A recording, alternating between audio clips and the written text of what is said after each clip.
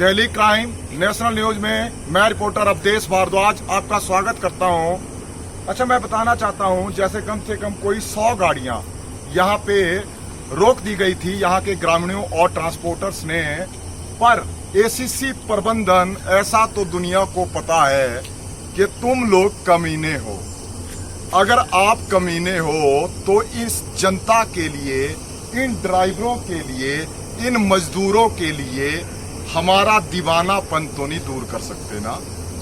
अच्छा, जैसे मैं जो सुबह यहाँ पे मेरे भाई ग्रामीण आए थे, ड्राइवर भी आए थे चक्का जाम करने के लिए, उनसे मैं माफी मांगना चाहता हूँ। हालांकि मैंने फोन पे मांग ली है, क्योंकि सुबह मेरी रिश्तेदारी में डेथ हो गई थी और मेरे को एकदम से अर्जेंट जाना पड़ा।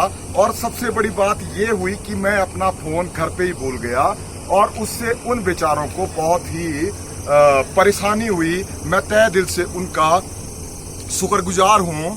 और मैं महोदय एसपी साहब, डीएसपी साहब और महोदय डीसी साहब डॉक्टर राजेश्वर गोयल जी, आपको भी एक बात बताना चाहता हूँ। इस एसीसी प्रबंधन का और सारी कंपनियों का एक इनकी अपनी पॉलिसी होती है, मतलब जैसे अंग्रेजों की होती थी कि फूट डालो और शासन करो। इन द सेंस, जैसे यहाँ पे रुके थे ड्राइवर तो उन्होंने दूसरा गेट खोल दिया, क्योंकि हम लोग कम थे, फिर आधे आधे नहीं हो सकते थे, पर ये इनकी नीति है। वैसे इन्होंने मजदूरों के साथ भी करना चाहा।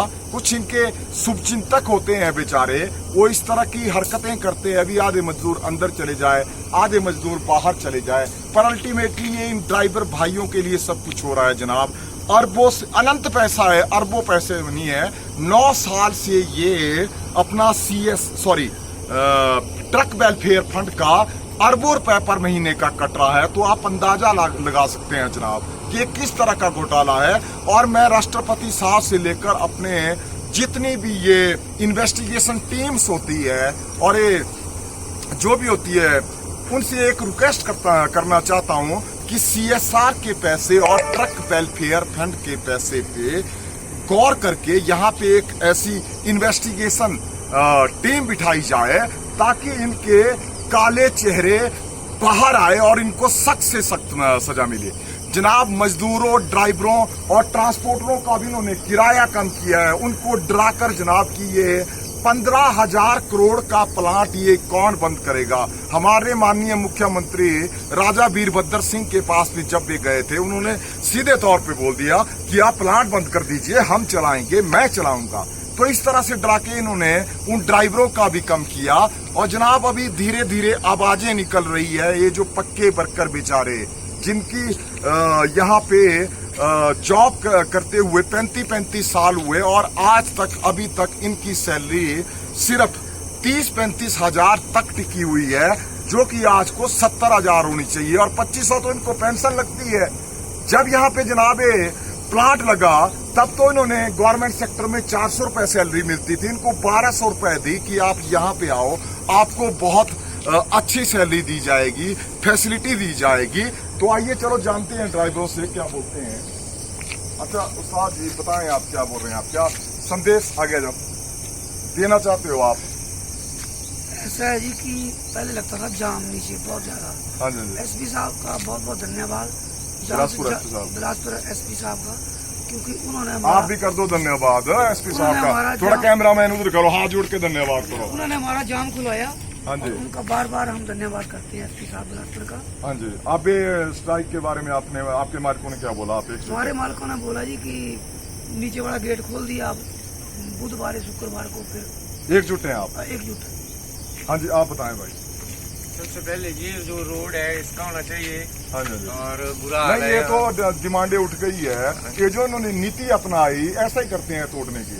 मैंने बता दिया मेरे को क्या प्रॉब्लम थी, मेरे भाई चले गए सारे, नहीं तो हमने आधे आधे नीचे उठाने थे। इसके बारे में क्या, जैसे इन्होंने बोला वही बुधवार को, जैसे बुधवार या शुक्रवार को हम भी मीटिंग करें, आप भी मीटिंग करोगे ना भाई? मतलब आप एकजुट हैं? हाँ जी, आप एकजुट हैं उस्ताद जी? हम भी एकजुट हैं। मतलब ये आपके लिए हो रहा है ना? जी जी, आप उस्ताद जी? हम भी एकजुट हैं। आप भाई जी? आप अंजलि?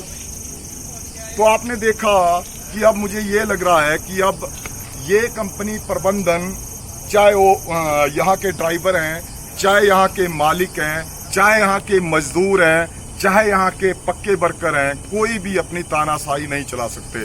शायद पक्के वर्करों के बारे में मैंने बताया कि नहीं बताया, उनका कोई बेड ब्रिज होता है, ब्रिज नहीं पर बोर्ड करके होता है, उसको भी इन्होंने हड़प लिया है।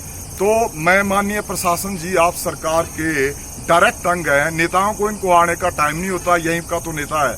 पर बोलने का मतलब ये है, मैं अपेक्षा करता हूं कि आप सबसे पहले इस मजदूर वर्गों की, गरीब वर्गों की, चाहे वो अपने ट्रांसपोर्टर हैं, ट्रांसपोर्टर भी जनाब आज इन्होंने गरीब कर दिए हैं, चाहे ये मजदूर हैं, चाहे ये ड्राइवर हैं, इनके बारे में हस्तक्षेप करके जो इन्होंने बताया, इनके इंश्योरेंस से कम जनाब कोरोना महामारी के दौरान कुछ हो जाता है, कम से कम 50 लाख रुपए एक ड्राइवर की इंश्योरेंस होनी चाहिए। ये ड्राइवर जो हिमाचल की कितनी आपको पता है कॉम्प्लिकेटेड भौगोलिक स्थिति है, 40 वर्षों से वहां पे सीमेंट ढो रहे हैं और इनके साथ ऐसी अनहोनी घटनाएं भी होती है, पर फिर भी ये बेचारे लगे रहते हैं। चैनल पर बने रहने के लिए धन्यवाद। जय हिंद, जय